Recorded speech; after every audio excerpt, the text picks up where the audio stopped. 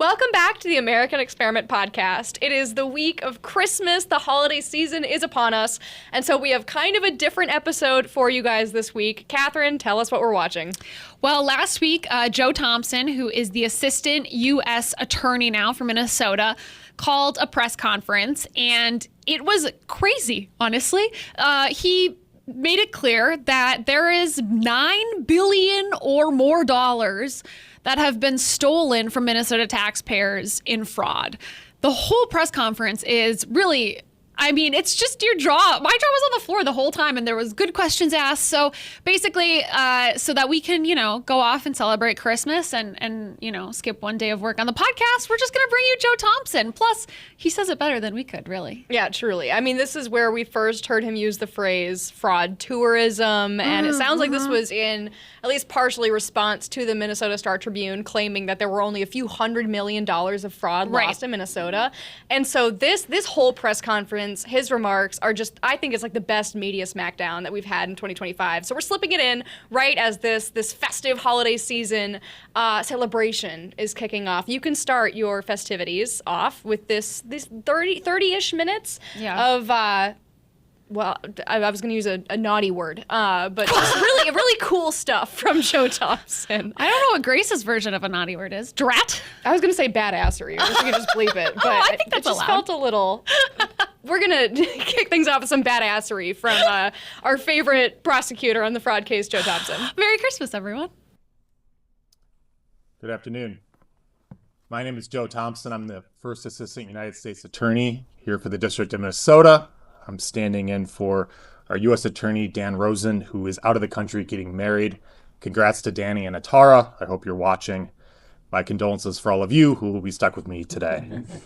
I'm here today with representatives from my office, as well as from the FBI, the Department of Health and Human Services, Office of Inspector General, the IRS Criminal Investigations, and the Department of Homeland Security Investigations. We are here to announce new charges in the ongoing investigations into fraud in state government programs, including the Housing Stabilization Services Medicaid program and the EIDBI Autism Medicaid program. I also want to give an update as to the status of our investigations, which have become a matter of significant public concern both here and around the country. First, we're announcing charges against 5 new defendants in the investigation of fraud in the Housing Stabilization Services Medicaid program here in Minnesota. The first indictment, United States versus Hassan Ahmed Hussein and Ahmed Abdirashim Mohammed, involves the owners of Pristine Health LLC, a housing stabilization services company here in Minnesota. These 2 defendants enrolled in the Housing Stabilization Services program, purportedly to provide services helping people who were facing housing instability find and maintain stable housing. They did no such thing. Instead, they submitted fraudulent claims to Medicaid for services that they did not actually provide to those individual clients. In all, they obtained more than $750,000 in Medicaid payments through their fraud scheme, much of which they used for pretty extensive international travel, including to London, Sydney, Australia, Istanbul, Turkey, Dubai, and several locations in Saudi Arabia. The second case being announced today is United States versus Kamil Omar Salah, the owner of Safe Lodgings, Inc., another housing stabilization services company. As with the other defendants, Mr. Salah enrolled in the Housing Stabilization Program and began claiming to be providing housing stabilization services to people that were leaving drug and alcohol rehabilitation facilities. Again, he did no such thing. Instead, he just submitted fraudulent claims for services that he never provided.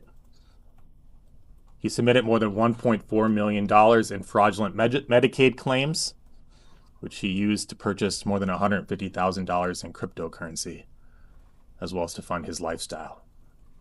We learned recently that Mr. Salah actually fled the United States, after his company received a grand jury subpoena for records related to its participation in the Housing Stabilization Services program. The fourth and fifth defendants are charged in United States versus Anthony Waddell Jefferson and Lester Brown. And this case is slightly different. This is an instance of what's essentially fraud tourism. Mr. Jefferson and Brown were residents of Philadelphia who had no connection to Minnesota, except for they heard that Minnesota and its Housing Stabilization Services program was easy money. And so they traveled to Minnesota, enrolled their companies, Chosen Runner LLC and Retzel Real Estate LLC, in the Housing Stabilization Services Medicaid program here in Minnesota. They then returned to Philadelphia and began submitting fraudulent claims to Minnesota Medicaid here, through which they obtained more than $3.5 million in fraudulent Medicaid payments. This fraud tourism is new, although we've heard of it as investigators here. I mean, these defendants came here not to enjoy our lakes, our beautiful summers, or our warm people. They came here because they knew and understood that Minnesota was a place where taxpayer money could be taken with little risk and few consequences. Fortunately, through the hard work of the agents, that we have been able to charge them for their role here. Now, to date, we have charged 13 people for their role in the scheme to defraud the Housing Stabilization Services program, and that investigation remains very much ongoing. We expect additional charges in the coming weeks and months. I also want to announce some updates in the fraud scheme, or the scheme to defraud the Early Intensive Development and Behavior Intervention for Autism program, another Medicaid program here in the state of Minnesota. Today we unsealed charges against the second defendant charged in the case, Abdi Najib Hassan Youssef, who owns Star Autism Center in St. Cloud, Minnesota. Mr. Youssef, like others involved in the autism scheme, paid kickbacks to parents to have their children diagnosed with autism spectrum disorder and enrolled to receive EIDBI services at his autism center. Based on these fraudulent claims for services that were not provided, and in many cases were not needed, he received more than $6 million in Medicaid funds. He used some of those proceeds to purchase a semi-truck for $100,000, and he also sent more than $200,000 to Kenya. Earlier this morning at 10:30, the first defendant charged in the autism fraud scheme, Asha Farah Hassan, pled guilty. As you may recall, Ms. Farah was the owner of Smart Therapy LLC, a Minneapolis-based autism clinic. Through her clinic, she participated in both a scheme to defraud the EIDBI program, as well as a scheme to fraudulently obtain federal child nutrition program funds under the sponsorship of Feeding Our Future. Through these fraud schemes, Ms. Hassan received more than $14 million in Medicaid payments and more than $450,000 in federal child nutrition program funds, of which she sent at least hundreds of thousands of dollars to Kenya, which were used to purchase real estate.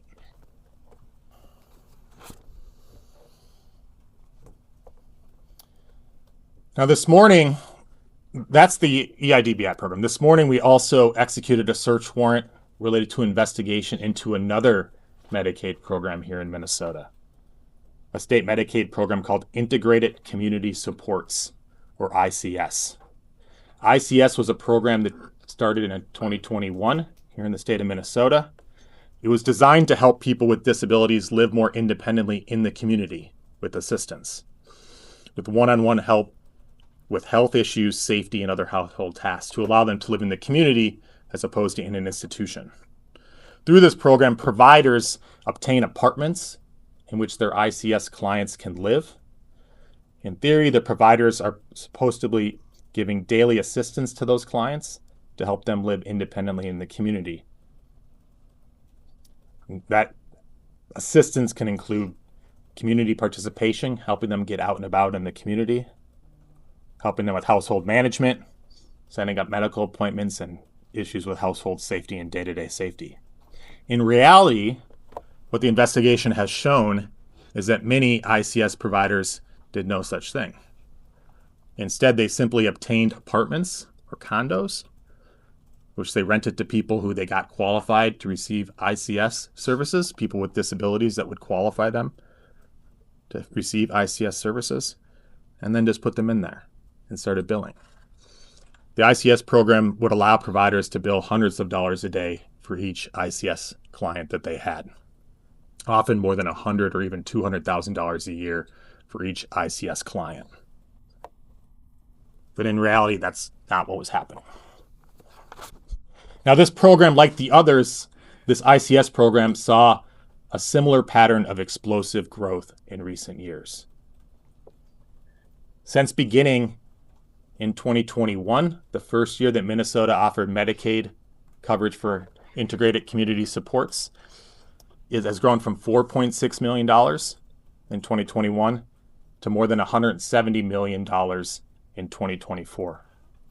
And as you can see, the 2025 numbers were through September 30th, but they're on pace for nearly $180 million, despite the efforts to get a handle on the fraud in recent months here in Minnesota. In all, since 2021, Medicaid has paid out more than $400 million to Minnesota providers of ICS support services. Now, this pattern you see on the board is very similar to ones you might be familiar with in these other investigations. You see that explosive, even exponential growth. The Housing Stabilization Services, which also started in 2021, has a similar pattern of growth. It just kept growing and growing and growing each year. And again, this program was estimated to cost $2.5 million a year. But the data from the Center for Medicare and Medicaid Services show that it costs significantly more than that. And in fact, housing stabilization has cost more than $300 million since 2021. The EIDBI autism program has a similar pattern.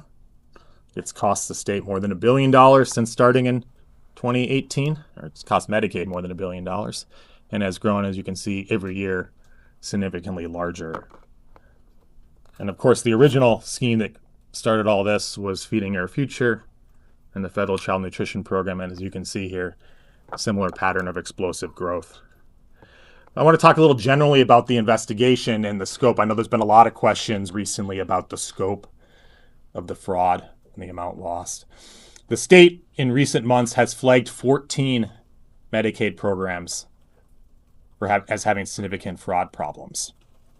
For those 14 programs, which include the Housing Stabilization Services Program and the EIDBI Autism Program, the state's issued a payment suspension for 90 days.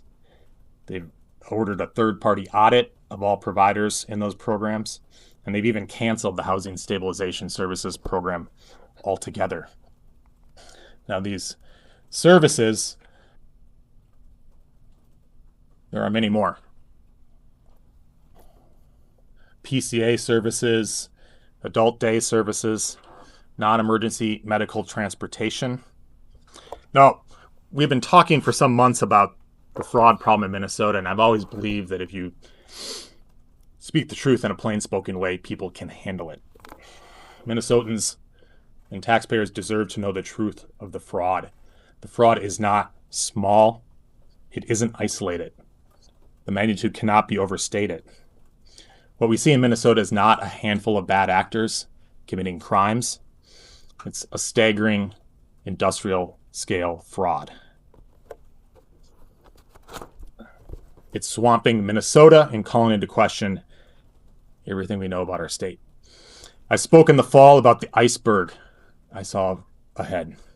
Something's fraud that's much larger than what's been visible to the public. When I said that, it wasn't hyperbole or rhetoric, it was a warning. And today I want to talk and I want to show here a sense of what that iceberg looks like, because I think people deserve to know what that is and how big this problem is, because we can't solve the problem until we grapple with the size of it. So the Center for Medicare and Medicaid Services pulled the claims data for these 14 programs dating back to 2018. And those 14 programs in Minnesota have cost $18 billion since 2018 and more than $3.5 billion in 2024 alone. So that's a sense of the magnitude of the problem. These are the 14 Medicaid programs, which is just a part of Medicaid, these waivered services that have been flagged as having issues with program integrity and fraud. Now, I'm sure everyone is wondering how much of this $18 billion was fraud. It's not the $1 million question, that's the $18 billion question. The answer is far too much, and the task ahead of all of us is not only figuring out how much of that money was fraud, because we know a significant amount was, but figuring out how to put an end to the fraud in our state and get control of it. So let me end with this before I take questions. The magnitude of the fraud in Minnesota cannot be overstated. It's staggering amounts of money that have been lost. But it's not just about the money that's been stolen and wasted. This is a problem that's caused all of us to question what kind of state we live in. I think it's eroded our sense of collective statewide self-esteem and confidence. It's caused a state, as I've said before, that has long taken pride in having a strong economy, good schools, beautiful lakes, many parks, and a sense of community spirit and civic mindedness. This fraud really calls into question all of that. And I know that it's been allowed to go on far too long. And we need to do whatever we can to stop it in its tracks. Thank you. Joe, could you give us a bare minimum of how much of that 18 million you suspect will turn out to be fraud? I think a significant portion. Talk about how much you have charged in court connected to fraud you've uncovered. What's the dollar amount of that? Well, we prosecute people, not dollars. Feeding Our Future, Amy Bach, the head of Feeding Our Future, was convicted of carrying out a $240 to $250 million fraud scheme. Several other defendants that were charged in what we call collectively as the Feeding Our Future case were actually not under the sponsorship of Feeding Our Future. So the very first quote-unquote Feeding Our Future trial was actually a group of individuals that owned Empire Cuisine and Market and other related companies. They carried out a $49 million fraud, almost all of which was under the sponsorship of another entity. Similarly, a case called United States versus Haji Salad, which charged 7 or 8 defendants with carrying out a $25 million fraud scheme under the sponsorship of Partners in Nutrition. So you do the math, $240, $250 million plus $50 million plus $25 million. That's well into the $300 millions just in the federal child nutrition program fraud scheme. These other programs here, housing stabilization, autism now between 6 and 14, that's $20 million that's charged in the autism program so far. Housing stabilization, I haven't done the math, but it's well over 10 that's charged now. And obviously that's just this team's efforts. There's other prosecutions going on that have been flagged for many people. Evergreen Recovery is a case you may recall that I think was $30 million involving rehabilitation or drug and alcohol treatment. So it's a significant amount.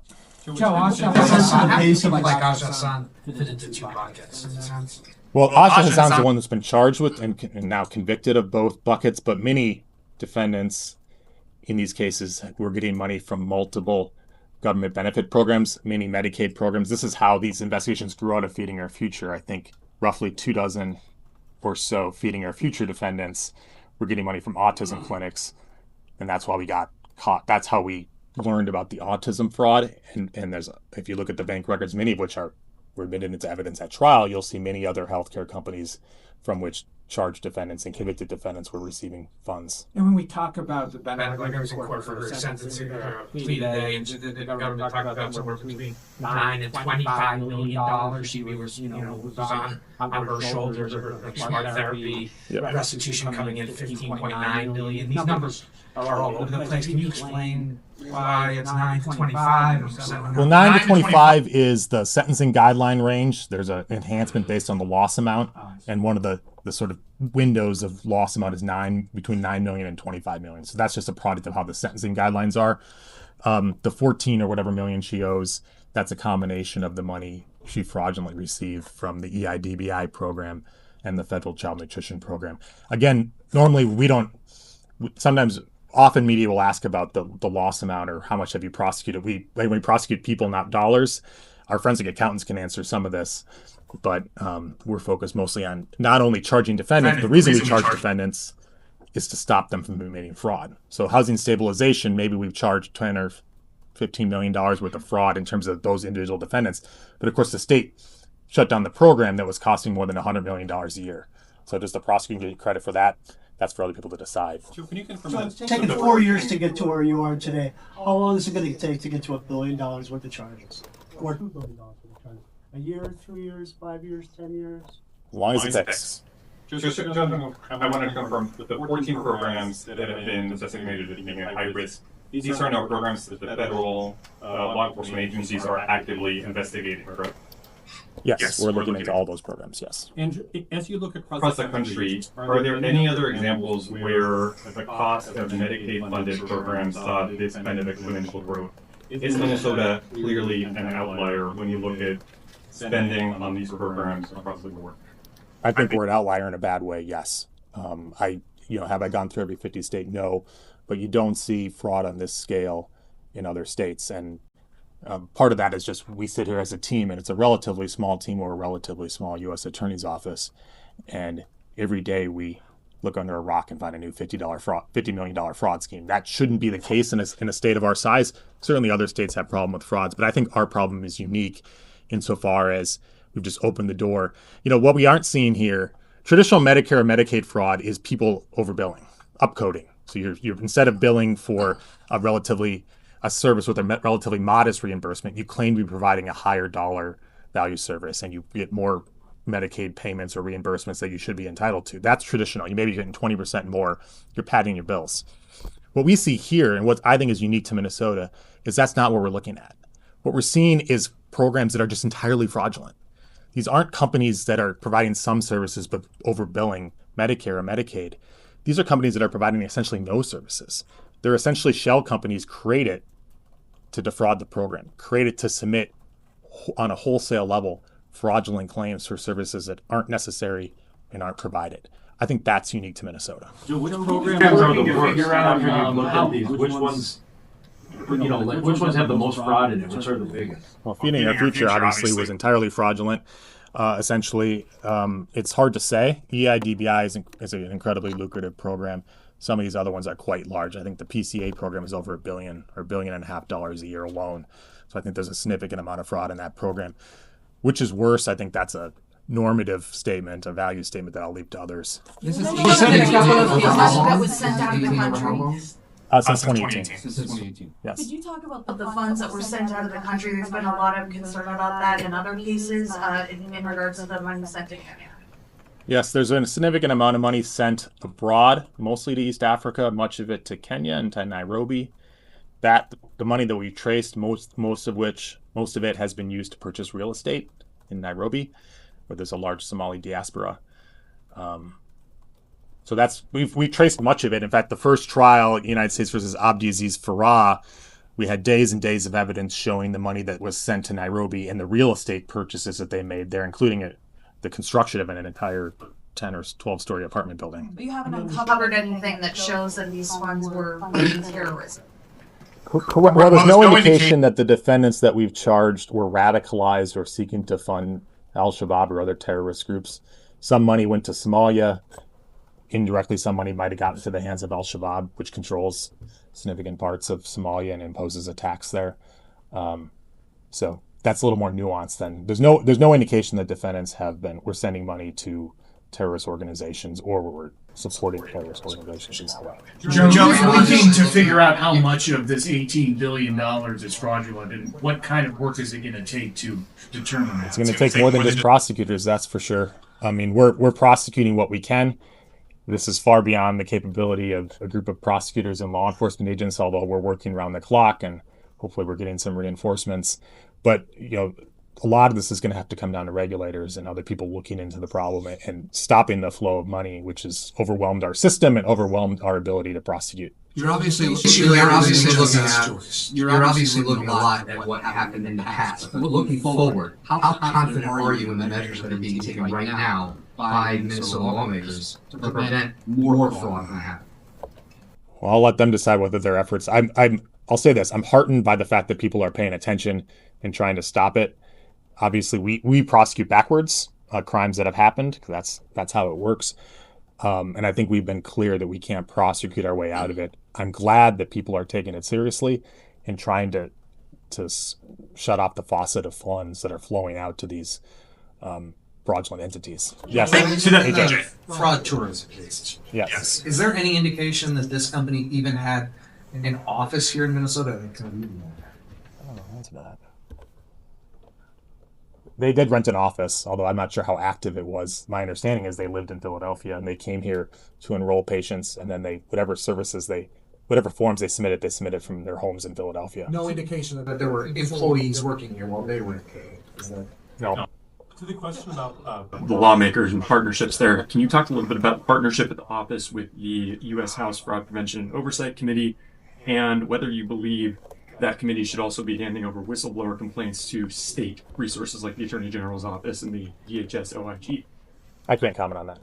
Can you say how many entities roughly in these $18 billion worth of programs you guys do have active investigations on, and sort of like what that suspected fraud is among those entities that you're currently investigating? I can't comment on which entities we're investigating specifically. I'm not asking for specifics on names. I'm just talking about numbers. Can you say we're investigating dozens or over 100? Can you put any kind of numbers on it? No. In court today, it was said that Asha Hassan owes $15 million in restitution. Realistically, how much money are you going to get back? Well, it depends. It's defendant by defendant. We seize assets from many people. If they have money in bank accounts, we're very aggressive in seizing those funds. If they purchase real estate, especially if they purchase it without financing, we're very aggressive in getting that property back, and we can liquidate it and use to pay off. In the Feeding Our Future case, for example, I think we're somewhere between $60 and $70 million that we've recovered. About $30 million of that is cash or liquid money seized from bank accounts. The rest is a combination of real estate and cars.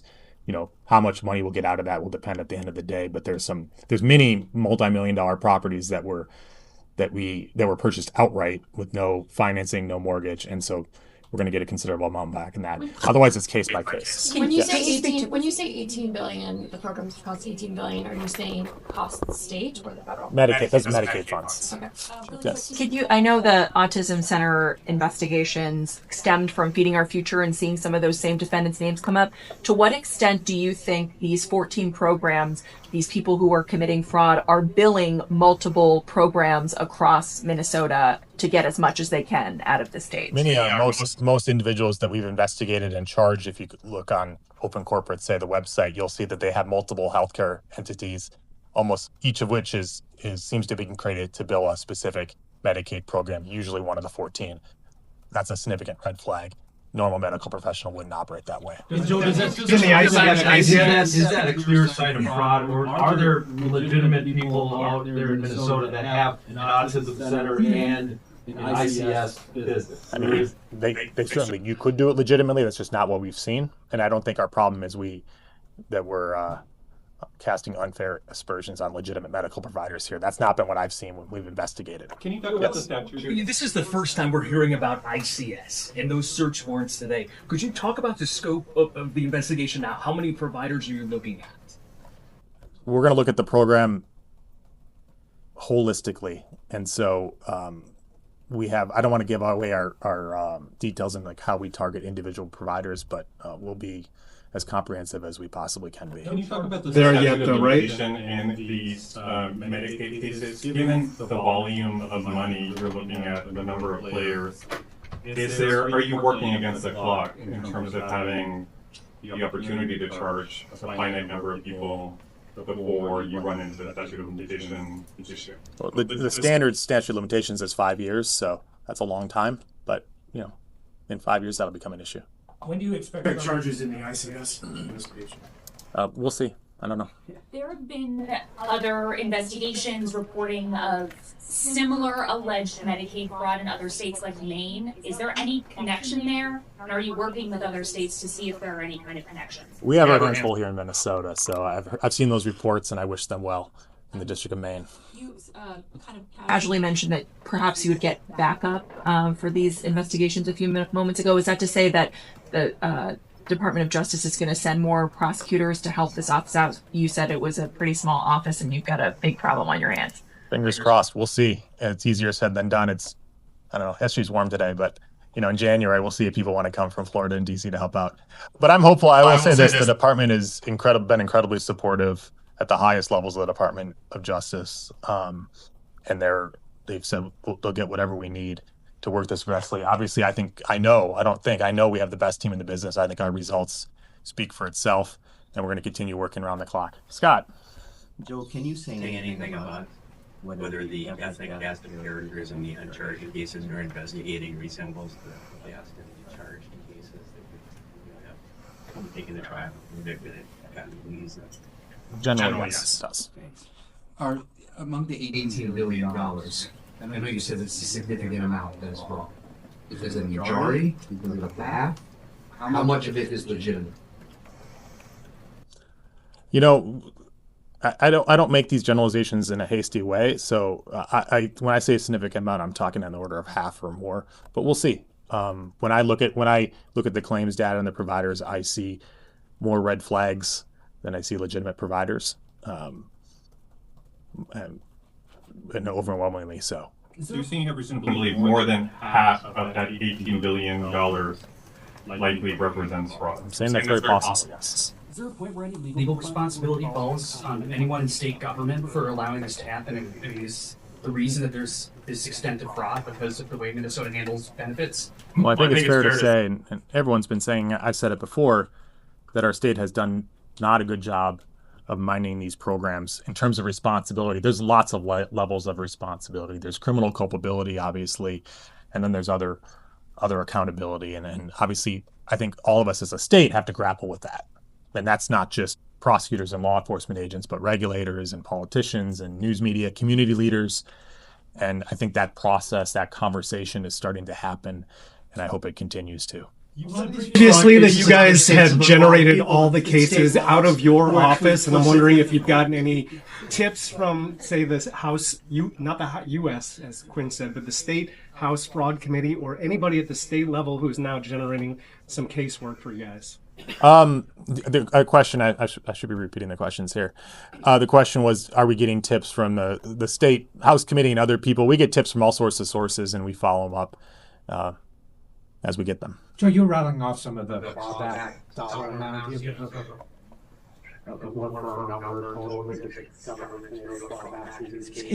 Well, it's hard because a lot of it's real estate, and I'm not an expert at valuing real estate, especially commercial real estate. It's not as simple as Zillow when you're talking about, for example, the 300 block of East Lake Street that we have a Liz Pendens on and we're seizing as part of the Feeding Our Future investigation. I think they bought it for $2.8 or $2.5 million. I can't tell you how much that's worth sitting here today. You need there's experts that do that, appraisers, and that'll happen in the normal course. We can't seize real estate assets and sell them, liquidate them until a judgment of conviction is final. So that's after sentencing. So that process is ongoing. Joe, we're talking a lot about public officials admit. What is the real unit that you're starting with? Well, these are real programs, and the housing stabilization is a great example. Medicaid. The Medicaid fraud cases need real beneficiaries. You got to have a Medicaid number, a Social Security number, and they have to qualify. Sometimes people are being qualified for services that they don't need. But in many cases, and the housing stabilization program is a great example of this, many of those individuals needed help finding stable housing. They were leaving drug or alcohol treatment centers. They needed a place to live. They needed help. They were enrolled in these services that they not only needed, but they wanted. They thought they were going to get, and they didn't get it.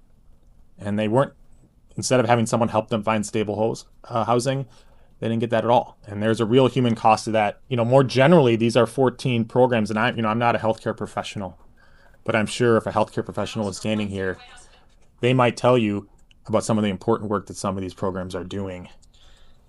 And there's real need. I assume these programs were created because there was real need in the community for some of these things. Recuperative care, autism services, autism spectrum disorder is a big issue in the United States. And I know many people that have children with ASD need services. It's a real challenging situation. fraud on this scale puts all of those programs at risk. And there's real patients, real clients, real people who need services and aren't getting them. And I think these fraud investigations, the level of fraud we have, put at risk all of those programs and lead to the question of, can we even afford to have this stuff at all? Joe, have you had any conversations with DHS officials or these other departments that run these programs as to why you can see red flags in more than half of the providers, but apparently they couldn't, to the point that they never shut it down? I can't comment on what they did. I mean, obviously the state hasn't done a great job, but hopefully they're changing in how we do this. I think people had good intentions, at least at start, with some of these programs, but not, I think the regulatory mindset maybe wasn't there in the way it should have been. States, they've actually indicted state officials for being part of these schemes. Are you investigating any state officials involved with any of these programs for suspected? I can't comment on defendants that were or individuals we're investigating that haven't been charged yet.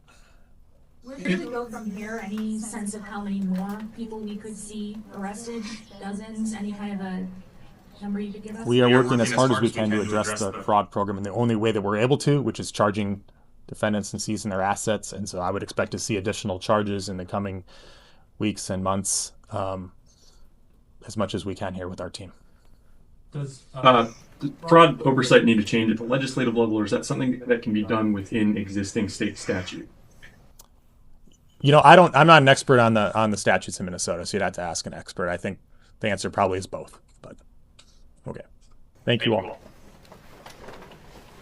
I hope you enjoyed watching Joe Thompson as much as we did here at American Experiment. And as we head into the Christmas, New Year's festive season, just enjoy the time you're spending with your family. We'll certainly be celebrating over here at American Experiment. Yeah, Grace, do you have any fun Christmas traditions in your family?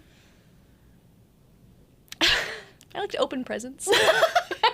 That's creative. I don't know. I'm in that weird phase, that weird in between period between I'm out of the house and I'm married, but we don't have kids of our own yet, so we haven't really established our own traditions yet. Yeah, that's true. Us neither. We kind of need our own thing. Yeah. My family used to do the thing where we had a pickle ornament. Oh, we do that too. Have you done that? I think that's very Lutheran, isn't it? Yeah, It's probably very German. Norwegian. I think maybe. I don't know what it is, but you hide the pickle. We did that. But otherwise, I don't know. If you guys have any fun Christmas traditions, things you do, we are looking to adopt some clearly of our own. Throw them in the comments. Give us some ideas. Yeah. Enjoy the festivities, and we will see you when we're back.